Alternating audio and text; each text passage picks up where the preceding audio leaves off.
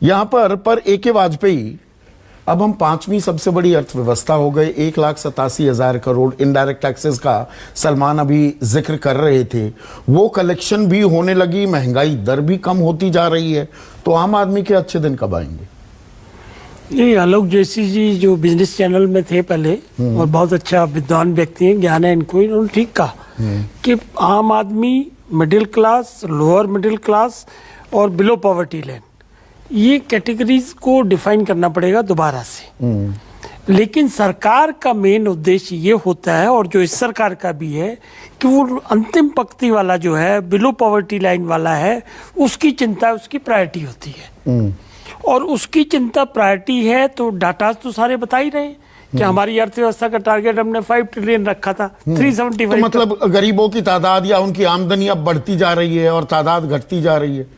ये debatable question है, because पीछे मैं आपके साथ डिबेट कर रहा था तो ये निकल के आया था कि डाटा नहीं है हमारे पास। हाँ, डेटा सरकार के पास तो है नहीं। पीरियोडिक लेबर फोर्स सर्वे आती है, दत्तात्रेय होसबोले बताते हैं 1% आदमी, 1% जनसंख्या के पास 42% संपत्ति, 22% कुल कमाई, 10% लोगों के पास देश की 57% कुल कमाई उनके पास जा रही है।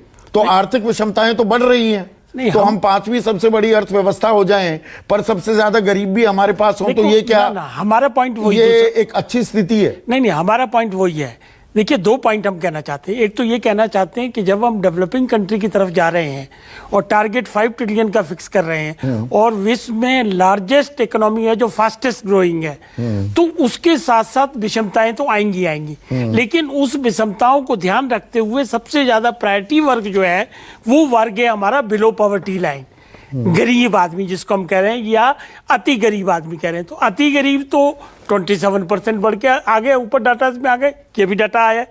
तो अगर गरीबों की ये सरकार ज्यादा प्रायोरिटी पे ध्यान रखती है, अब जैसे क्या कर रही है, उनको मकान दे रही है, घर दे रही, शौचालय दे रही, पानी दे रही, बिजली दे रही, राशन दे रही, बीमा दे रही। कमाई कितनी बढ़ रही है?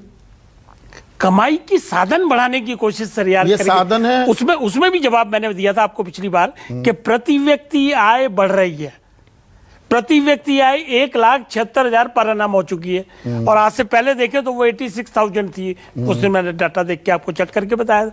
तो हम कह रहे हैं कि डेवलपिंग कंट्री के साथ साथ प्रति व्यक्ति आय बढ़ रही है। 15,000 रुपए महीना कमा रहा है आम आदमी, मोटा मोटा यही हो गया ना। इसका जवाब भी मैं दे दूं जरा। हाँ। इसमें क्या है कि सरकारें मिनिमम वेज फिक्स करती हैं, और वो मिनिमम वेज साल के साल डीए के हिसाब से, अब वो बढ़ने चाहिए। भाई देखिए, हम 5वीं सबसे बड़ी अर्थव्यवस्था जब हम ये कहते हैं, थोड़ा मैं आंकड़ा एक और जो दर्शकों को बताना जरूरी हो जाता है, जनसंख्या का इसमें बड़ा पुट होता है, और मेरे ख्याल से कोई भी पैनलिस्ट इस बात से असहमति नहीं जताएगा।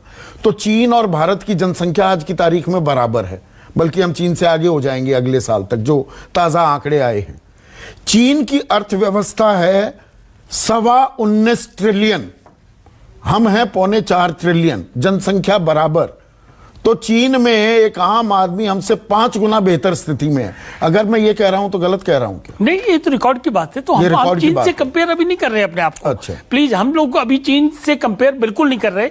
पीछे पॉलिसी गवर्नमेंट की बनी कि वहां जो मैन्युफैक्चरिंग हब है वो यहाँ शिफ्ट हो, लेकिन कितना हुआ कितना नहीं हुआ ये तो सरकार के पास आंकड़ा होगा, वो बताएगी। आर्थिक जो औद्योगिक विकास दर है 4.2 हुई, मैन्युफैक्चरिंग में एक बूस्ट आया है, तो आपको लगता है उससे रोजगार बढ़ेंगे? बिल्कुल, खाली मैन्युफैक्चरिंग में नहीं आया, एक्सपोर्ट में भी वो हमारा जो हाईएस्ट तरफ पहुंचे हम।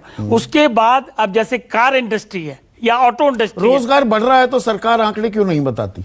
नहीं, अभी पीछे मैंने कल ही पढ़ रहा था अखबार में, रोजगार में 7.7 की आ गया है रोजगार। अब पहले डाटा बहुत आगे था, 8.11 बेरोजगारी। अब इस बार और कम आ गया है। हाँ। इस बार और 100 में से 35 ऐसे आदमी हैं जो नौकरी कर भी सकते हैं, वो लेबर मार्केट से आउट हो गए। देखिए, 2-2.5 साल हम कोरोना में गुजरे हैं, ये भी तो ध्यान रखो थोड़ा सा। अच्छा। ये ध्यान रखना पड़ेगा आपको। हाँ। अगर वो 2-2.5 साल का पीरियड नहीं होता तो स्थिति शायद दूसरी बेटर होती, और बेटरमेंट की तरफ हम लोग जा रहे हैं।